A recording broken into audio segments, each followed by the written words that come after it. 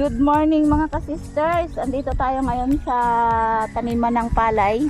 Pero ang nakatanim ay sibuyas. Dahil ngayong magang-maga pa ay magsasagraw kami.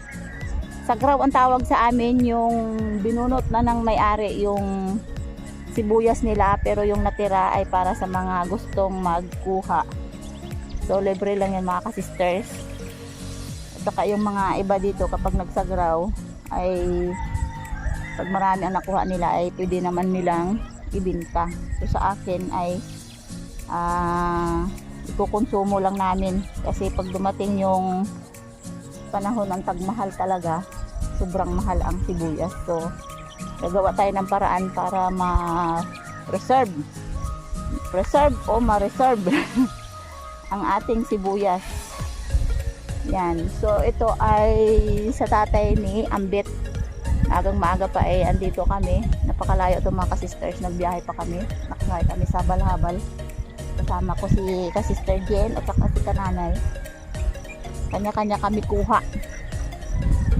So ang sabi ng may-ari, yung mga nakakalat na sibuyas ay pwede na daw namin kunin.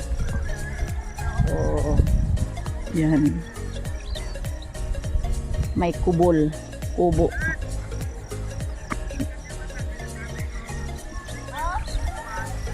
So ayun mga ka-sisters, katulad nito may mga natira pa. Yan ang tawag sa amin sagraw. Kailangan mo siyang isagraw. Yan. Ang dami pang natira mga ka-sisters. Oh. Yan ang kinukuha namin.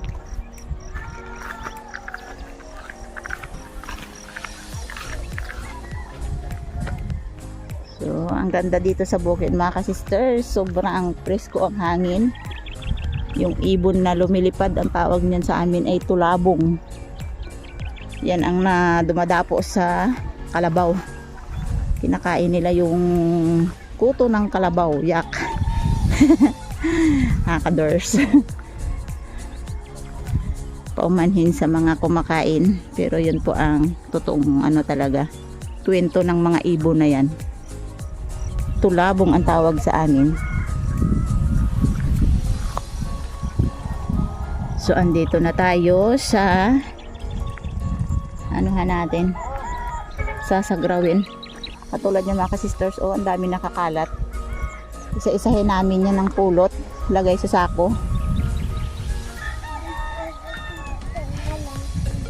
Kasama namin si Pitpit kasi si Pitpit ang videographer ni ka-sister Jean.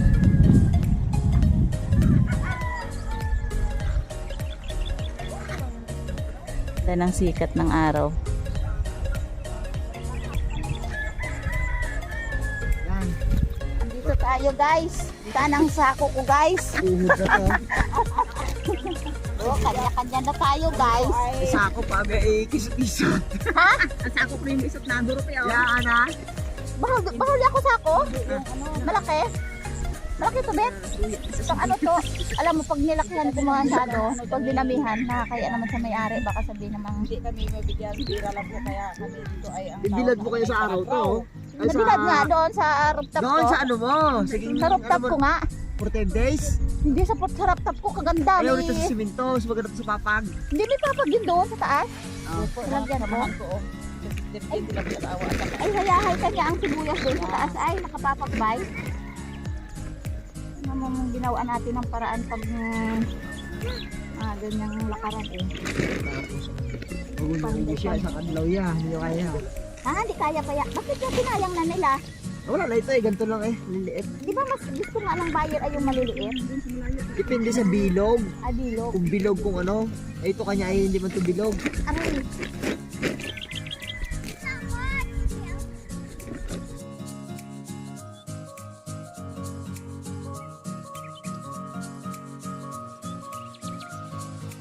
Tapos na siya ng pabunot, hay? Ay, talaga iwan na talaga ito.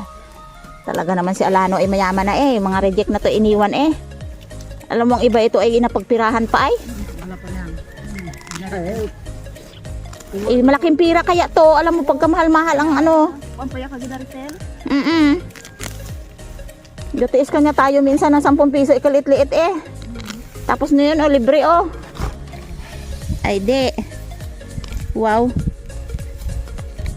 Oh, bawat magluto, tig 1 kilo ang ilagay mo na ano, na sibuyas. Tingnan natin kung umusok ang lalamunan mo sa sibuyas. Kain ko ng haraba. May, may harabas na pala ito. Alam mo, Bet, ang hambal kahapon sa Ruro, itong may-ari at Ruro nga drive. 17 na lang ang kilo sa anda.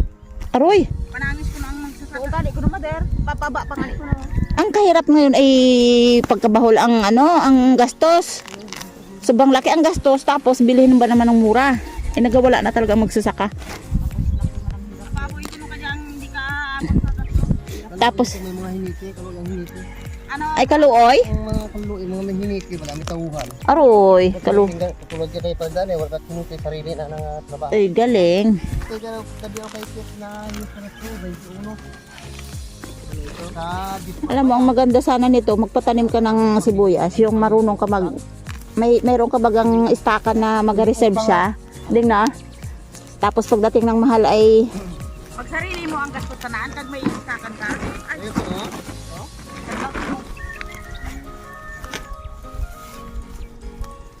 ano to, hanap tayo ng paraan umabot na December to. Bigay ka na, pre. Nagsambo ka na. Namigay ka pa, ay di doble.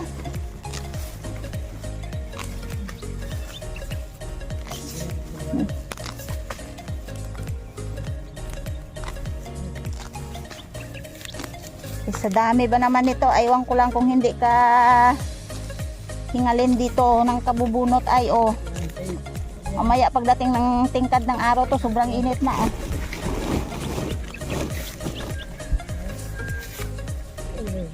sobrang dami. Ay, ano rin pa ito ba? Nagulot na pala dito. Iwan na rin na pala iba.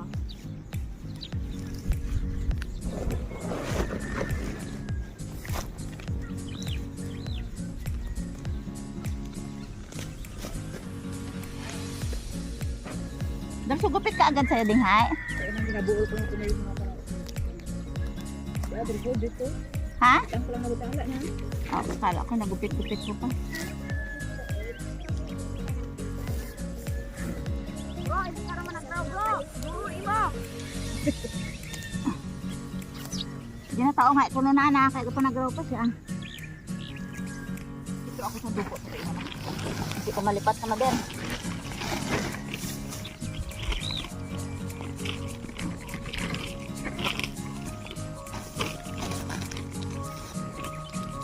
Ay, ang iba matigas na.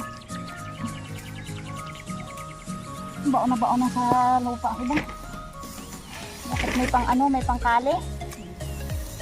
Naputkot.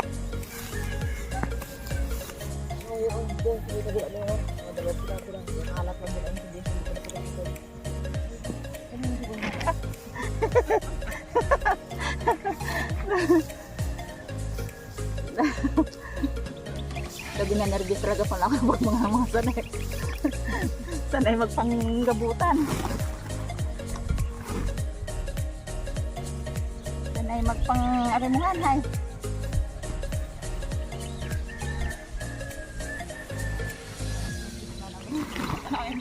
Ha? Bigay ko talaga ang sako. Yan. Diyos, gina.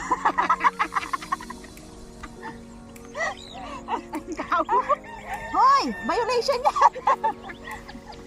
Against the Bakit kita na yung magbunot ha?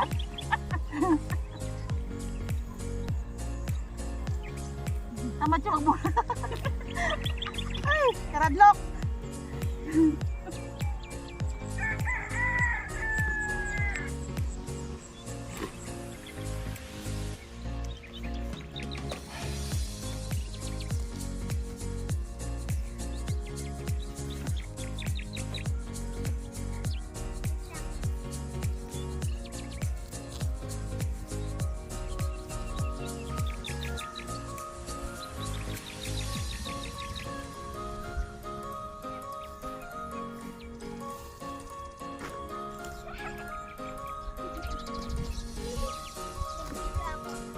tingin sa atin ng kalabaw. Eh, daming kalabaw dito.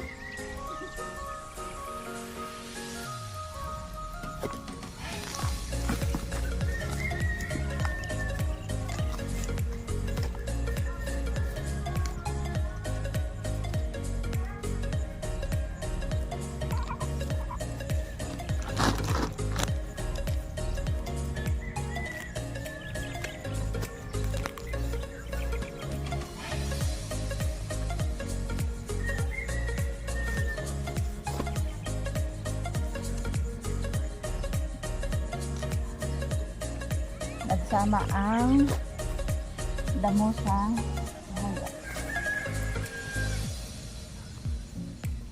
Ayan mga ka-sisters, ito yung kuhol. Kapag nagtag-ulan yan, tapos tataniman na nila ng palay, mabubuhay ulit siya. Ito yung kuhol na hindi namin kinakain. Ano siya, iba ang lasa. Malansa. Yan. Pag tiningnan mo para siyang patay, pero pag naulanan yan, buhay na.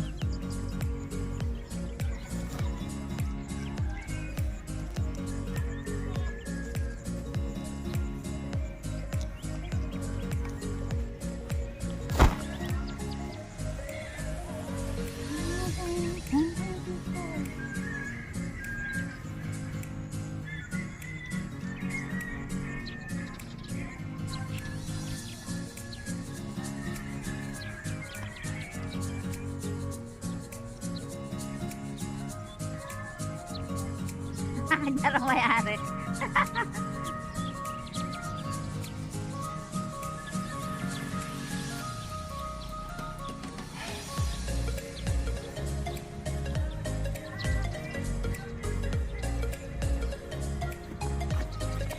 Hanggang maaga pa mga ka-sisters, pumunta na kami dito.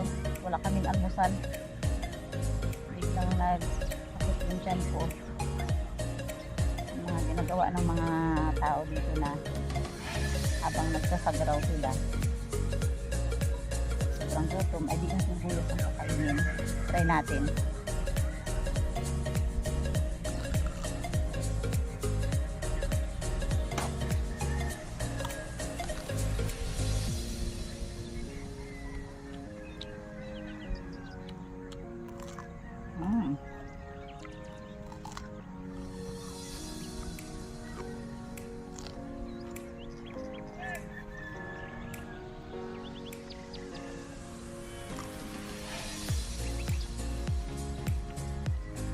Sisters, habang nagtatanghali, ang dami ng tao. Nandiyan na yung may-ari at saka yung mga nagsagraw. Yan, tawag-tawag pa si Ambi ito. Ang dami doon. Puntahan natin. Bali, ito na yung naipon ko. Ayun, si nanay naghanap buhay din. Pulot siya ng pulot din. Kasi mga ka-sisters, pag sobrang dami na yung nakuha namin, maliban sa magpe-preserve ako, eh bibigay din ako sa mga kasamahan namin sa simbahan. Hindi kasi lahat ng mga tao dito mga ka-sisters ay merong sibuyas. Ah! Ano?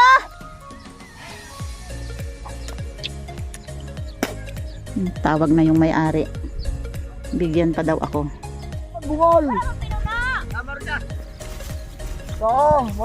Kalalaki. Oo nga ni. Nakalat na. Ano ba siya wag binuulya?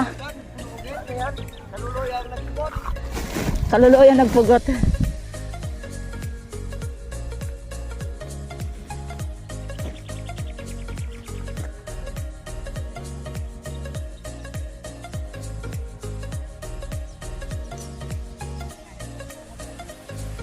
Ha?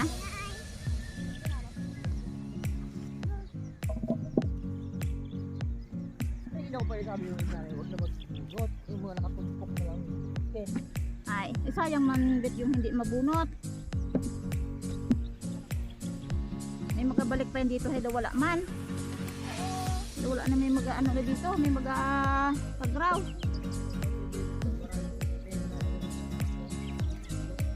Buti sa kapit sa bahay, kaso lang ang sargahan nga. Ka-sisters, puputulan ko siya ng dulo kasi madali siya masira kapag sinama yung dahon. So ganyan lang yan ang ano niya, ang technique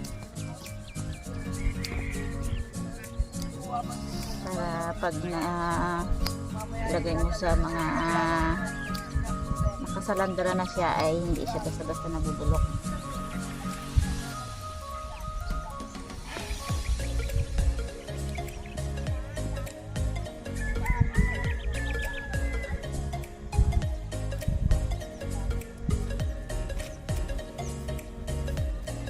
Ganito ang proseso ng sibuyas dito mga ka-sisters. Tagal matapos.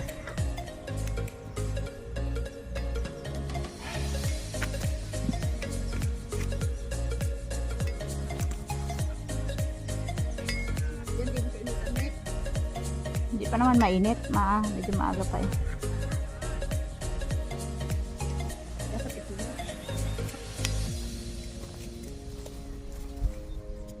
Yan, kanya-kanya na kami putol ng aming sibuyas kasi dadalhin na namin to sa bahay pa uwi. Yung aming kinuha o sinagraw ay amin na. Hindi na nagkuha yung may-ari ng kaparte kasi ganito talaga ang lakaran dito. Minsan pag nanagraw ka, nanguha, minsan ay libre na. Kaya pag magaling ka managraw at mabilis ka, yung sinagrawan mo ay pwede pang ibinta para magkapira. Dahil pag sobrang dami nga naman ng sibuyas ay anuhin nga naman ang sibuyas, lalo yung yung wala kang maistakan. Dahil pagdating ng December to mga ka-sisters, yung ganito kaliit, ayan, 10 pesos na dito sa amin, minsan 15 pa. Kaya ang mahirap kasi dito sa sibuyas kapag in-stock mo, lalo sobrang dami na, nasisira, nabubulok. Tapos pag nabulok siya, sobra namang baho, halos buong bahay mo ay ang amoy sibuyas saka amoy bulok. So pagkatapos nito mga ka-sisters ng pag namin putol-putol, uwi na kami.